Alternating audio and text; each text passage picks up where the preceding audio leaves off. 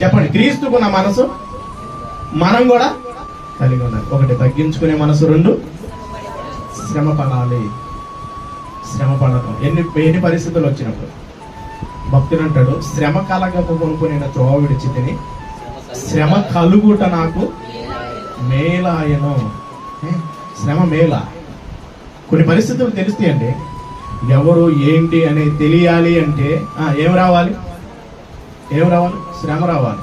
శ్రమ వచ్చిందనుకో, ఈడు ఎలాంటివాడో మనకి తెలిసిపోయింది, ఆమె ఎలాంటిదో తెలిసిపోయింది. శ్రమ లేకపోతే అందరూ మేమనుకుంటాం, మన బంధువులే అనుకుంటాం, అందరూ నా వాళ్ళే అనుకుంటాం. కానీ ఆ శ్రమల గుండా వెళుతూ ఉన్నప్పుడు, ఆ పరిస్థితుల గుండా వెళుతూ ఉన్నప్పుడు, ఆ పరిస్థితుల్లో మనల్ని చూసి, ఏబు గారిని చూసి తలదిప్పుకునే వాళ్ళు ఎంతమంది ఉన్నారు చెప్పండి? ఏబు గారిని చూసి చాలా మంది ఉన్నారు.